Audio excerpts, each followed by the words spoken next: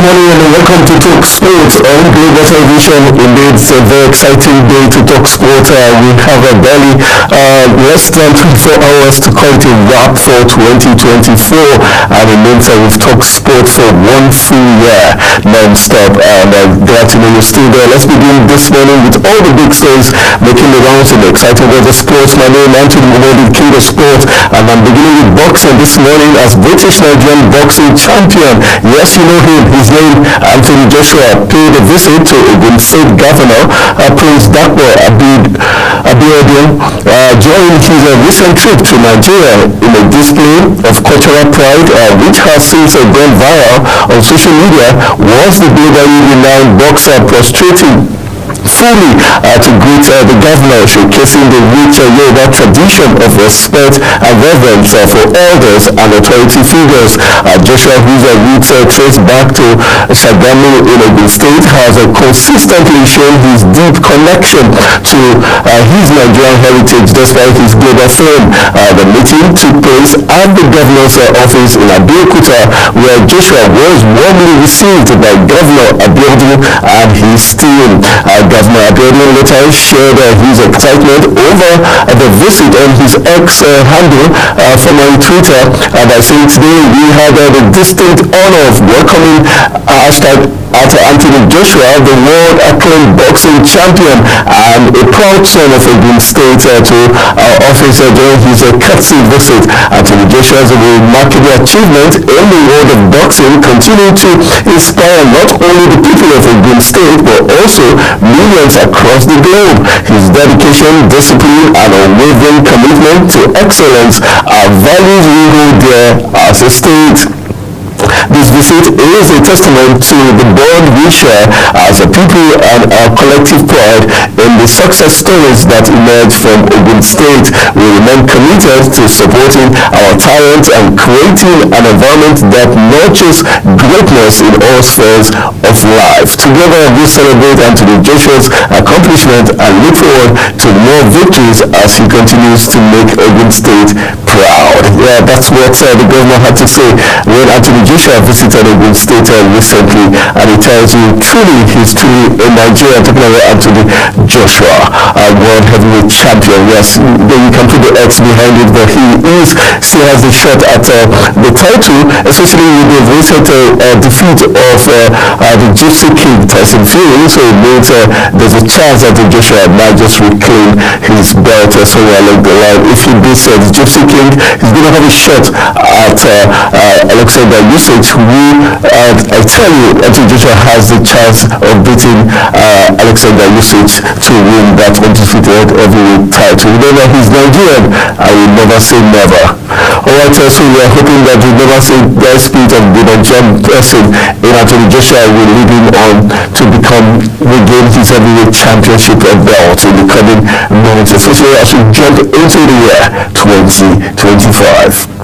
Alright, from boxing, let's go to the round letter game. We call it the King of Sport of football, and the NFF president is talking this morning. Let's just let you know that on Monday, the president of the Nigerian Football Federation, Ibrahim Gusau, assured football fans, administrators, and Nigerians in general that the football governing body will adequately prepare the various national teams to bring joy and glory to the nation in the coming year, while reflecting on the outgoing year 2024 and projecting for the coming year 2025. Gusau is still delighted with the Super Eagles challenge dismantling of Ghana's Black Galaxies to qualify for the 8th African Nations Championship. Disclosed that the focus of the Nigerian Football Federation is on ensuring the adequate preparation of all national teams to credibly compete for honors as major tournaments and not simply turn up to make up the numbers. Gusau remarked that the outgoing year saw some impressive outings by the national teams. However, he believes that the Super Eagles under Power 1 in the 2026 FIFA World Cup qualifiers has been a source of worry to administrators, enthusiasts, and fans alike. Definitely, we're truly worried. We don't even miss the World Cup. The NFF Superior also assured that the Super Eagles and the Super Falcons, who finished 2024 as Africa's best ranked team. I was talking about the Super Falcons, who finished 2024 as Africa's best ranked team, will be afforded adequate preparation to reclaim the Women African Cup of Nations title in Morocco next summer. While praising the junior women's national team, the Falconets and the Flamingos, for their qualifications and participation at their different FIFA World Cup competitions this year, Busso charged the girls to see the coming year as a period of consolidation, with the FIFA Under-17 Women's World Cup finals becoming an annual event. Alright, that's some assuring water from Nigerian Football Federation President Busso giving Nigerians assurance that 2025 is going to be amazing for Nigerian football lovers. We hope that's going to be the case, especially with the Super Eagles as we need them to qualify for the 2026 World Cup. Alright, let's talk about the CHAN qualifiers. Yes, CHAN qualifiers, that's where we're heading to this morning. Let's let you know the Senior Special Assistant to President Bola Tinubu of Grassroots Sports Development, Adeyinka Adedoye, has conveyed the President's message of congratulations to the Super Eagles B team for securing qualifications to the 2025 African Nations Championship CHAN. President Tinubu expressed his delight with the team's performance, praising their grit, resilience, and true Nigerian spirit. The Super Eagles B team said their qualification with a 3-1 spanking aggregate scoreline against the Gunners and Black Galaxies. Goals from Sadiq Ismail for Leno Stars and Indika Junior and Isaac Xavier secured Nigeria's victory, with the Amakona Stephen scoring a consolation goal for Ghana in the 71st minute.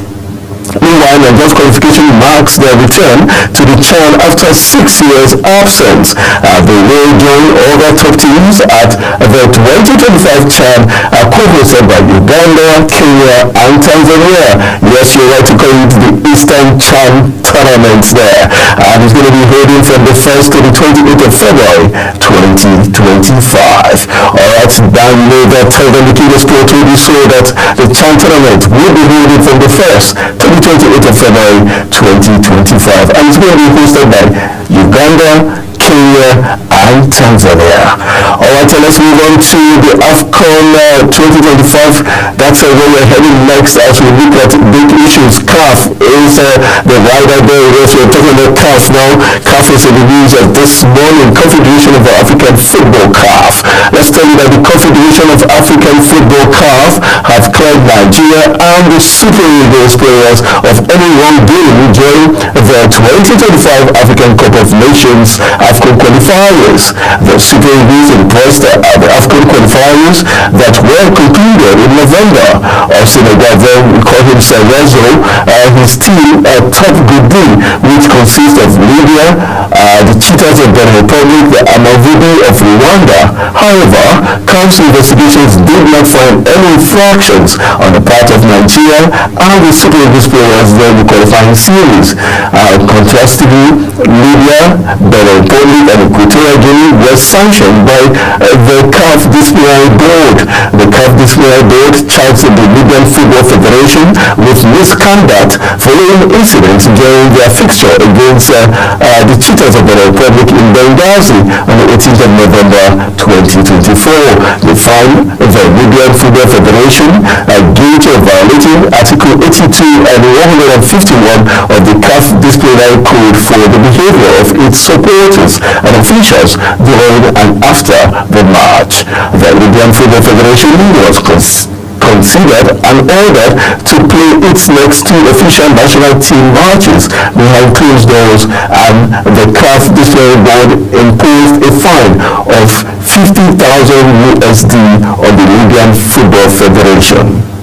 Similarly, the CAF Disciplinary Board charged the Beninese Football Federation for its non-collaboration with the Disciplinary Board in violation of Article 45 of the CAF Disciplinary Code during the qualifiers fixture against the Amavubi of Rwanda. They imposed a fine of 5,000 USD on the Benin Republic for violation of Article 45 of the CAF Disciplinary Code. Meanwhile, the DC Board also imposed a fine of $50,000 and $25,000 suspended for misconduct of its officials at the end of the match. Alright, from there, they also had Equatorial Guinea in their books too, as Equatorial Guinea were charged with failure to provide adequate security during their encounter against the Hawks of Togo on the 14th of November 2024 in Malabo. The CAF Disciplinary Board found Equatorial Guinea guilty and imposed a suspended sanction of 25,000 USD. The CAF Disciplinary Board also imposed a 5,000 fine USD on Equatorial Guinea for a lack of security, which resulted in supporters invading the pitch. This was disclosed in a post via CAF's official website over the weekend. Alright, let's move on to other big stories from CAF. Let's come back to the beautiful Nigerian Football League. Yes, my favorite team is in the news this morning. Let's talk about Academy Warriors. Yes, Academy Warriors of Maiduguri in the news. Let's let you know that Academy Warriors technical advisor Aliyu Zuberi is optimistic his team will perform better in the second half of the season.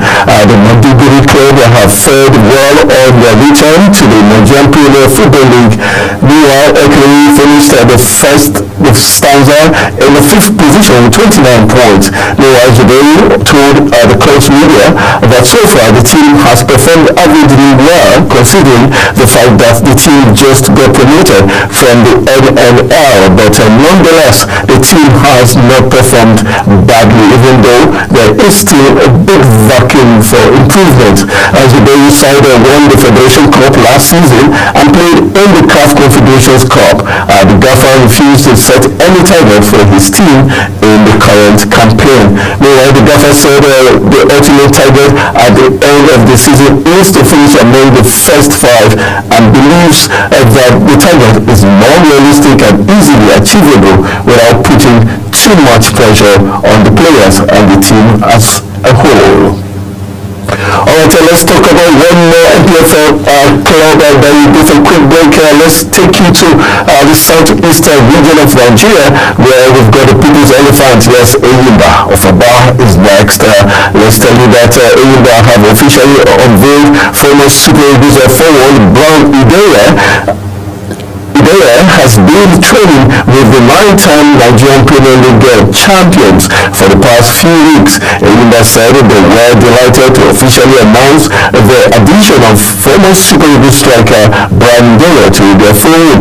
The Aba Giants announced on their official website on Monday about this club said they are expectant of the experience and professionalism he would add to their game and the quest in their remaining games this season, especially under the new Gaffer. The 36-year-old is making a return to the NPFL after his stint in the defunct Ocean Boys in the 2006-2007 season. The striker last played for Kuwaiti club Al Yarmouk. But we wait to see what Brown Ideye will truly bring for the People's Elephant. Alright, let's take you to Niger State, where Niger Tornadoes is in the news this morning. Yes, Niger Tornadoes players have been granted a 10-day break to celebrate New Year with their families.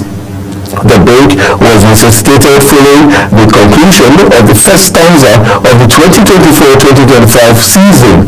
The Ikon Allah Boys lost 1-0 to defending champions Rangers at the Baku Kotongora Stadium Mina on Sunday. The Mina club currently occupy 9th position on the table with 24 points. Tornadoes will be away to Rangers in Enugu in their first game of the second stanza. Meanwhile, the second stanza of the season will commence on January 19th. Okay, now you know when the second stanza is going to kickstart, and you know that the Tornadoes will be firing out against the Flying Antelopes. It's going to make for a very interesting matchup in the coming weeks. Alright, let's move on to my producer says let's go for a quick break. When we return from the break, we're going to be looking at a Premier League club who is scrambling for Manchester's signature. That's a big story there, as a Premier League clubs Southampton, Bournemouth and Ipswich are interested in Nigerian forward Josh Maja. Give you the stories after this break. Stay with us.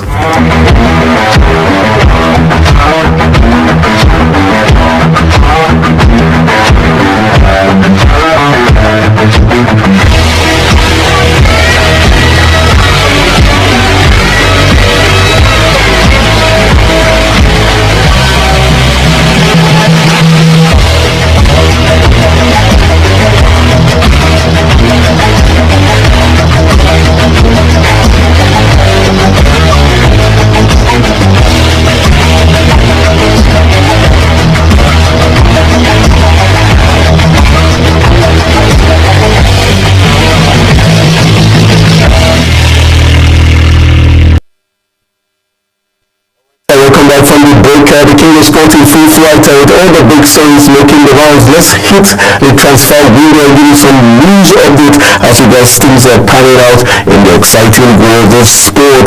Let's begin by telling you that Premier League clubs Southampton, Bournemouth and Ipswich Town are interested in Nigerian forward Josh Maja. Maja has scored 10 goals and provided 2 assists in 24 appearances for Sky Bet Championship club West Brom Albion this season. Southampton, Bournemouth and Ipswich Town will reportedly move for the striker when the transfer window reopens next month.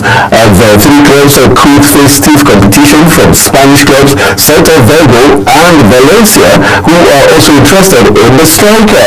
Former West Brom manager Corberán recently moved to Valencia and is reportedly willing to reunite with the player. Meanwhile, Maja once played in the Premier League with Fulham, and he is looking to move to either Spain or the English Premier League proper.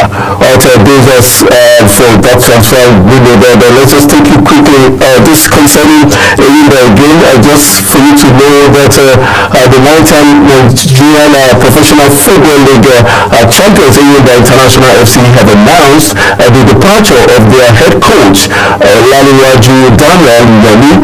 This decision comes after a challenging run of form that saw the team go winless in their last 9 matches, including league and continental competitions. University's recent struggles highlighted by 2 losses in the continent and inability to secure victories in the domestic league forced the club's hierarchy to reassess their approach. The decision to part ways with coach Yema was not an easy one, but deemed necessary to return the club to its winning ways. The club's management acknowledges the contributions of coach Yama during his tenure. Fondly called Yama by fans, he has played a pivotal role as an assistant to former head coach Philippe George. Alright, let's go for a quick break. When we return from this break, hopefully I'll be introducing my guest who's got the speed time to do analysis of all the big stories in the exciting world of sport.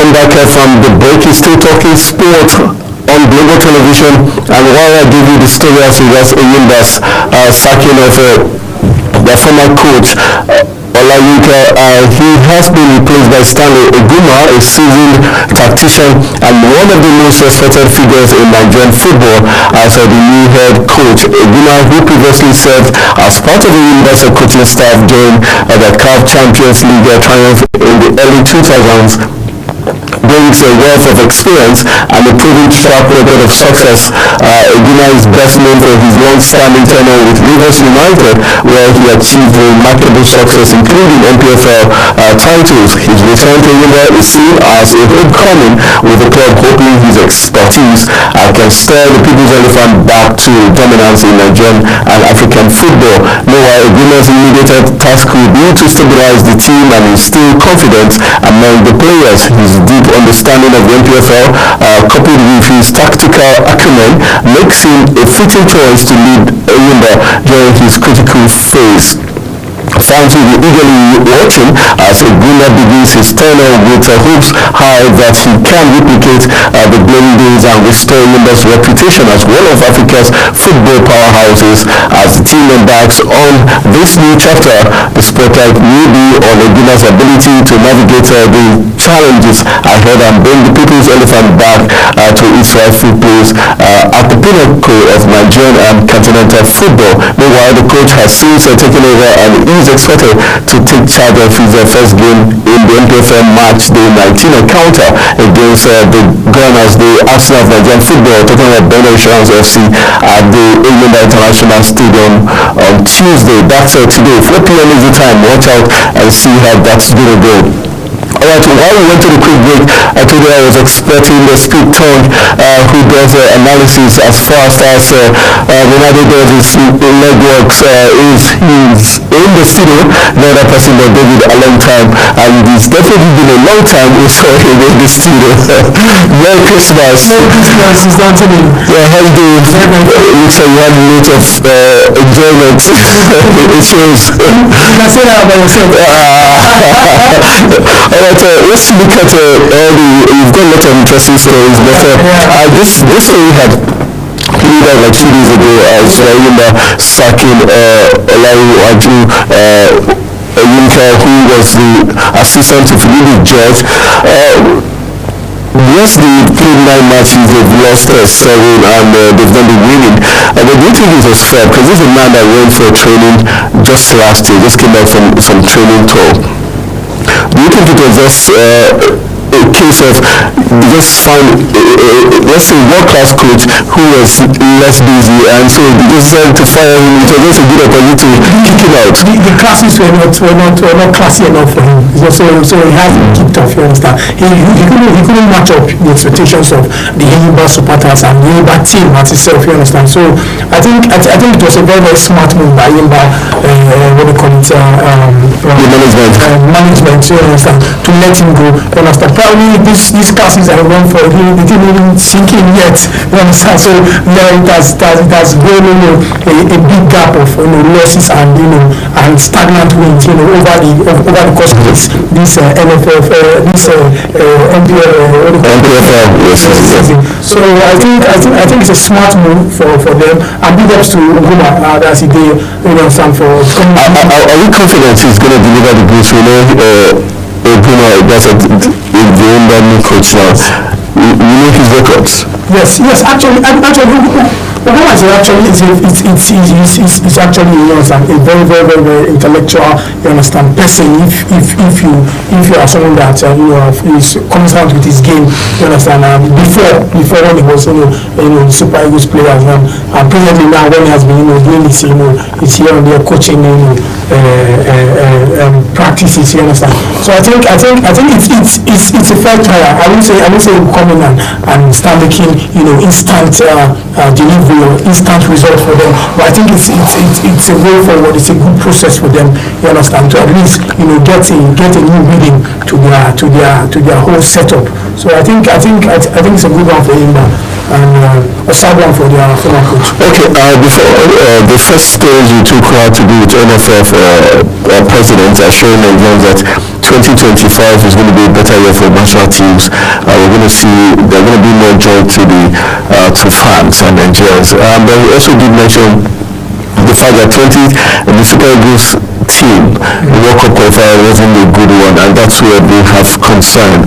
But do you think they've shown enough, aside having concern about that, do you think they've shown enough to say they really want to turn around the fortunes of the Super Eagles? The problem with the NFF is that they always bring up false hopes every single end of the year. They'll come out and say, please, we have known our mistake, we have known this next year that's going to come, we are going to kill everybody, we're going to dominate the whole football. It's the same thing, same way. If we don't change the structure in that NFF, when the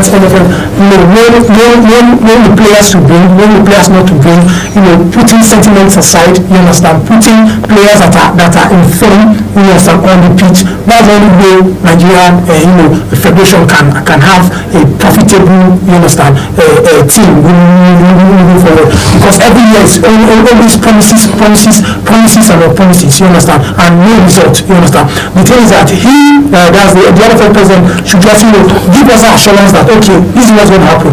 The players that are going to be playing are going to be players that we all have seen and are confident about, that these players are actually about their work, fervently, you understand. If it's not like that, let them sit, you understand. You cannot be inviting the likes of, let me just give a very, very clear example. When Kelechi you understand, was transferred to Sevilla, it was invited for the what do you call it, for the qualifiers. Why are you inviting him? Why? Because somebody that just transferred, you are not even started, you are not even played any game. Why? Because he's a consistent player in the Super League. It's not nothing like it's all about form. And that time, if you notice the show was doing well beginning of season. He did not bring him, he brought Iheanacho and he sat down the bench. Doing what? So these are the few areas that we need to just correct moving on this next year, and making sure that everything is credible. You understand? Let's not do it based on sentiments. Let's do it based on performance. All right. The Challenges beat Ghana 3-1 after they played the goalless in the first leg. How would you describe that victory? Notice Sadiq Sadiq, one of the home base players, did score. And are you impressed with the team? Do you think we have a team that will go anywhere? I was impressed with the first half. The second half was actually nothing to write home about, you understand? The second half, what do you think happened? The Black Stars of Ghana, I think they got their rhythm. It's just that we had scored 3 goals, you understand? Something like that in the first half, even though it would have been very, very hard for us, to qualify for that, you understand? The first half, the rhythm of the game, the flow, everything was, was well organized, you understand? But the players, the Ghanaian side, you understand? That first half, it was just a few mistakes, you understand, here and there that led to their conceding of those 3 goals. And those 3 goals came in less than 10 minutes, you understand? So I think they still have a lot of work to do. And I think the national team, that's the home-based national team, actually they're actually coming up. And I think this CHAN qualification that they just had, you understand, it's a good feel for them. It's a good outing for them, to go out and showcase, what they have, brought about, during the past. You understand? So I just hope it's something that we all Nigerians will love and support. All right, I wish them the very best. And we got to one other interesting talking point. Talking about the elephants of the people's elephant, Eyimofaba. Recently, we noticed just yesterday they unveiled Gwanideye, former Super Eagles striker. Do you think that's another good move? We're beginning to see more experienced joining football teams. For Gwanideye, do you think he still has something to offer a team like I will just be on the fence. I will just be on the fence here, you understand, for this unveiling, you understand. Because Gwanideye, I think he just wants to kick in the ball, you understand. He doesn't want to be idle, you understand, sitting down one place. So I think this move is just like okay, just come around, be around the coaching staff, you understand, and just help the younger players. You understand, give them that moral, and you understand, and you don't expect him to score the goals. No. But they cannot keep up with the pace of this Premier League. Sorry to say, it's not the Burnley day we're seeing now. It's not the Burnley day of the last 3-4 years ago. You understand? But if for him coming back, it's not as if it's just like an example with Ahmed Musa. Ahmed Musa is in even better shape than Burnley day. You understand? This move, I think, is just a move to just make him feel that you have a club to play for. You understand? Probably just among the coaching staffs. You understand? Just trying to help the younger lads. You understand? Get their their strides, and understand. So I don't think it's something that seeing goals for him. No. It's just there to just keep the ball around. All right, let's see how that's going to pan out in the coming days, and let's say we've got some other big stories concerning one other club from Niger State, Niger Tornadoes. Players have been granted a 10-day break to celebrate New Year with their families. The break was necessitated following the conclusion of the first stanza of the 2024-2025 season. The Yukon Ala Boys lost 1-0 to defending champions Rangers at the Baku Kontagora Stadium in the Minabe club currently occupy 9th position on the table with 24 points. Tornadoes will be away to Rangers in only the first game of the second stanza. The second stanza of the season will commence on January 19. And we've got one more story about Premier League clubs. Southampton, Bournemouth and Ipswich Town are interested in Nigerian forward Josh Maja. Maja has scored 10 goals and provided 2 assists in 24 appearances for the Sky Blues. Let's quickly just look at Tornadoes going for some timeout. How important is that for players to reboot and get back to their stride?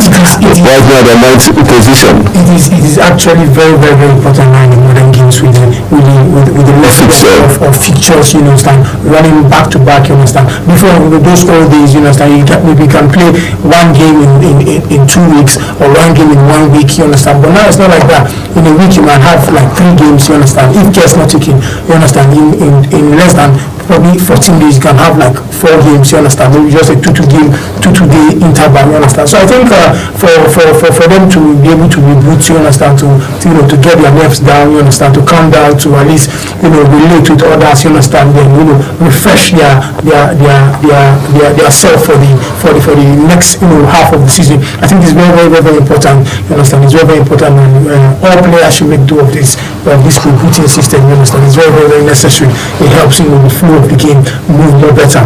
All right, let's look at the next player. We're talking about Maja now. Maja playing for West Brom has 10 goals already.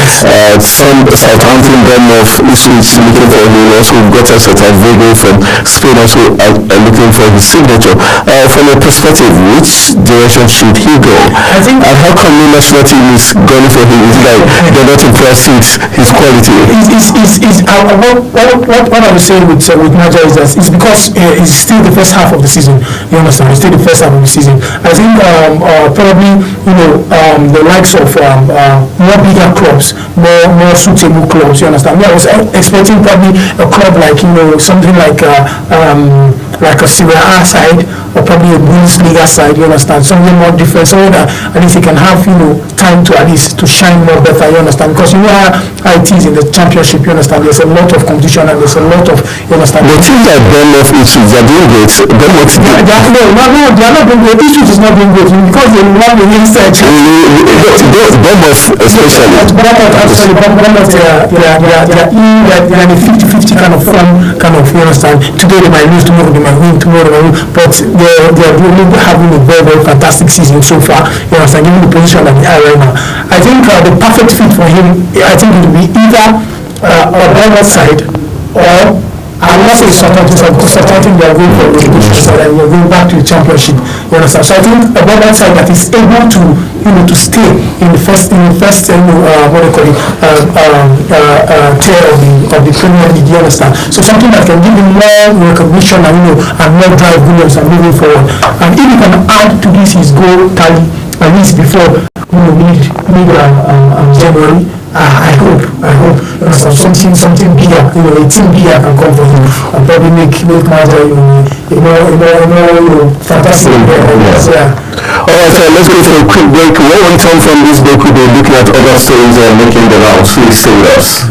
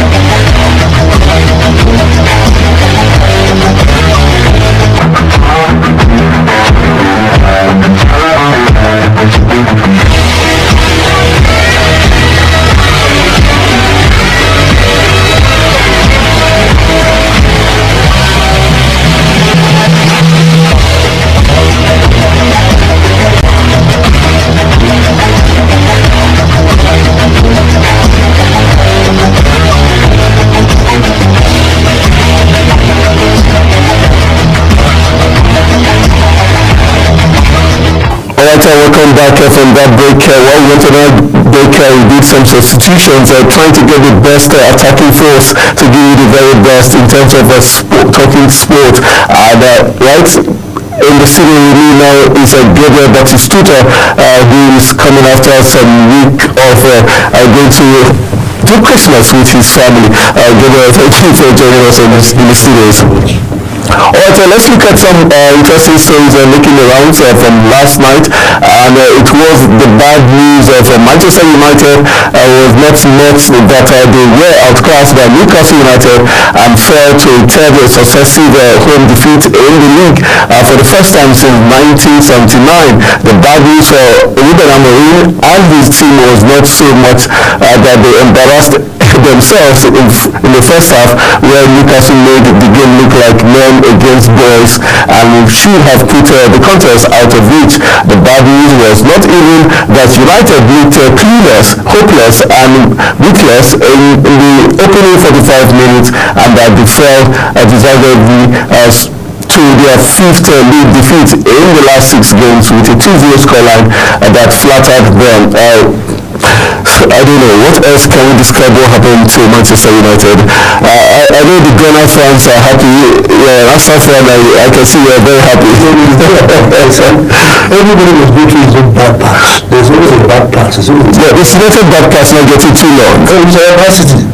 The Man City have won the title 3 times in a row in deep trouble, so they have the right to go through this patch. You only have a bad patch. Arsenal had his own bad patch last spot. Did Arsenal have any bad patch? Of course. Or they just have injury woes? They were losing games. Okay. Issues that we lost a lot of games.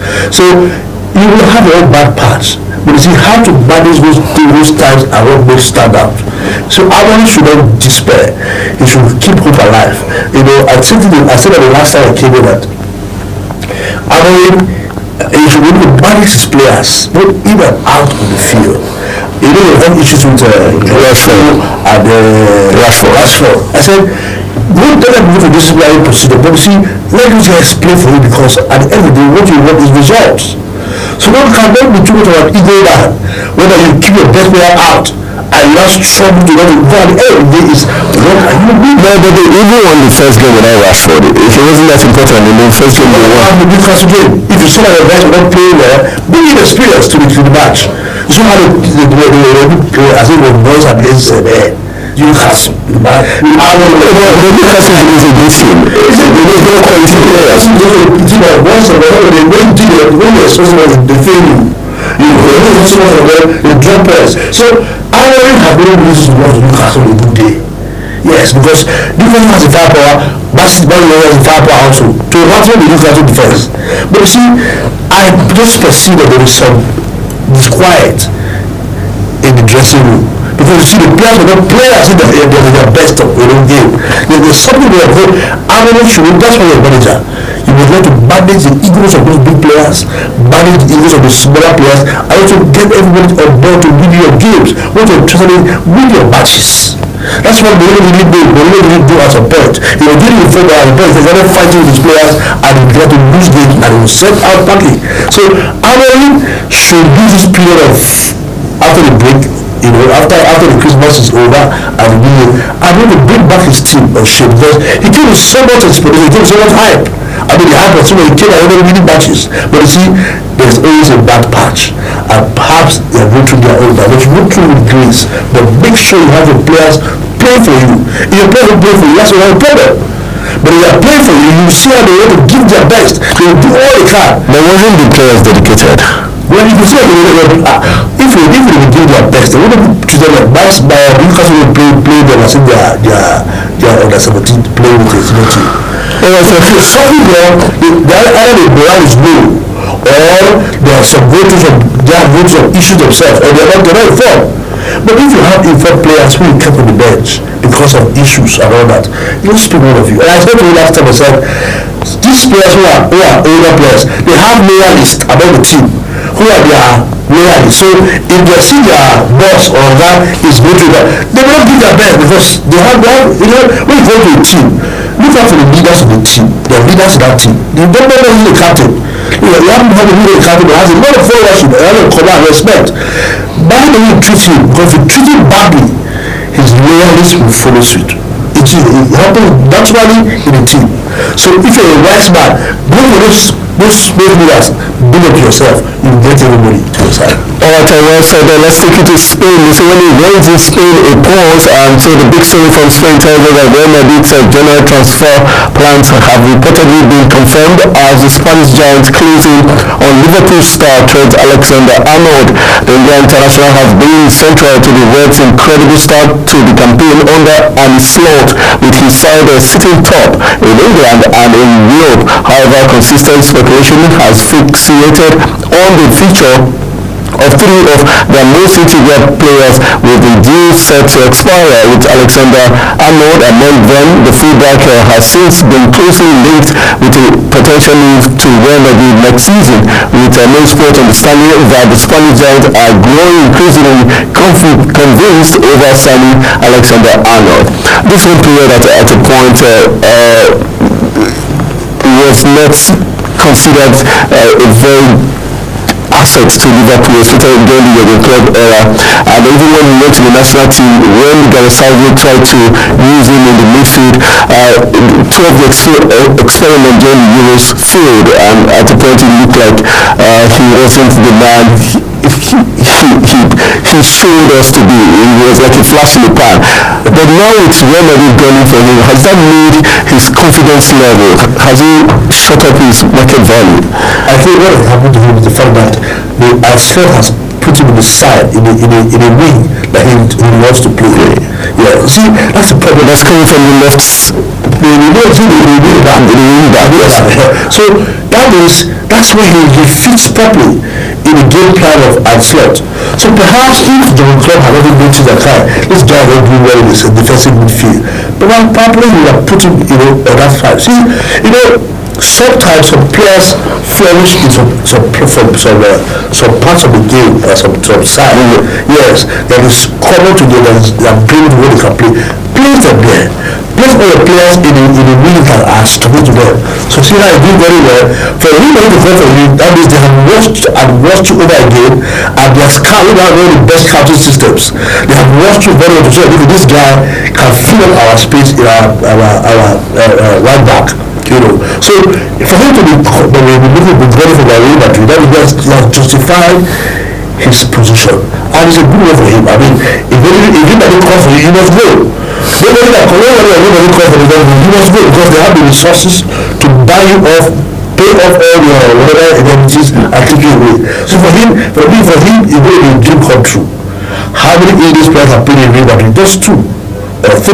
Not 3. We've got McManaman, we've got David Beckham, and Jude Bellingham. Jude Bellingham, okay. I can only add the 4th one. The guy who plays for ASOV, he's an Irish guy. He's an Irish captain. What's his name? Who played with Ronaldo. He calls his hair. What's his name? I'm trying to get that name off the shelf. What's his name? Okay. He's not English.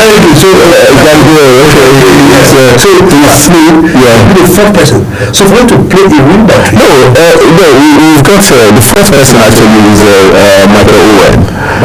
Yes. He played. So if so he's going to be the 5th now. That's a major honor, and a major honor for you to play. You know, these are the dream control player. Let me go for it. But do you think he can withstand the pressure of playing for Real Madrid? See, when you've come of age, you withstand the pressure. Those who are playing for Real Madrid don't have 2 heads. They cannot do it. But they are the Galactic. But if you play with good players, you become big, you become better. Yeah, you play with good players, you become better. But when you play with players who are struggling, your game will be affected. So we are playing with, so much respect with the likes of Vinicius Junior, who you really play with. We are playing with the likes of Bellingham and Mbappe. So you have no choice but to prove yourself. And his wing is not is Carvajal. He's old. And he's what's the name? So he will call us a fresh blood. But you know, Galata has been playing for over 10 years. So it's time for the investment that looking for somebody fresh blood. He will do better, and he will definitely take on the position at time goes on. Alright, so that's going to be a plus for the Galacticos. We remain in Spain as we've got some big story coming from Barcelona, as Barcelona's second attempt to register Dani Olmo for the second half of the season has been rejected, as reported by Mundo Deportivo. After their initial attempt to register Olmo was knocked back, the Court of First Instance 47 of Barcelona has denied the club the precautionary measure for registering Olmo and Victor in La Liga. Barcelona are now at risk of losing Olmo for free in the January transfer window, with Manchester United, Manchester City both interested in signing him.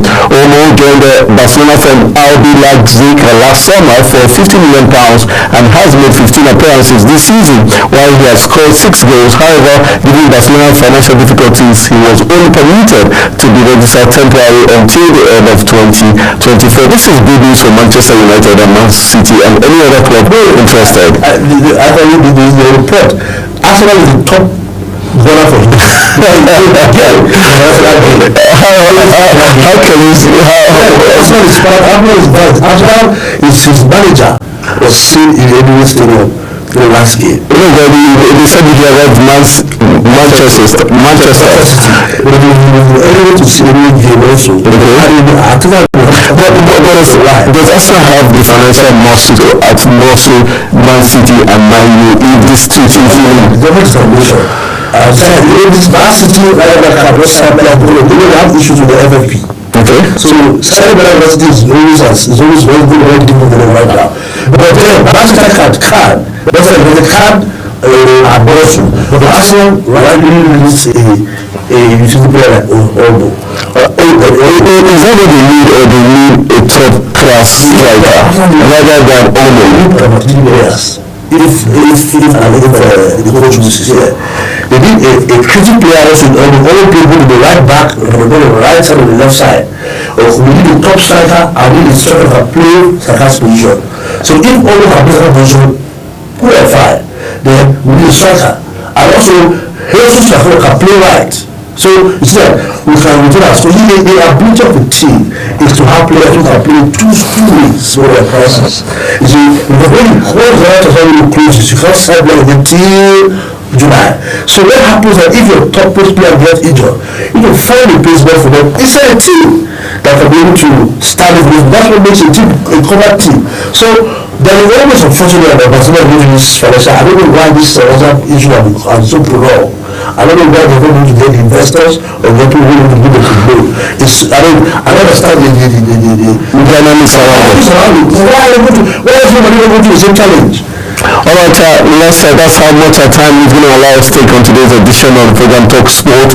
I want to say a big thank you to my two gentlemen who did a woman's job in doing the analysis. First was David, a long timer who joined us to give us some analysis as regards NFF's projection for 2025 and talking about the Super Eagles Team B who lifted the Black Galaxies of Ghana to qualify for the CHAN tournament, and also Gabriel Batistuta who did the finishing, making sure that we ended up with a plum with his analysis of the big stories coming out from Spain concerning the Galacticos wanting Alexander Arnold and Barcelona unable to register Dani Olmo, who was key for Spain in the Euros. Also, my name is Nezati Moroni, King of Sports. Thank you for joining us on a very exciting edition.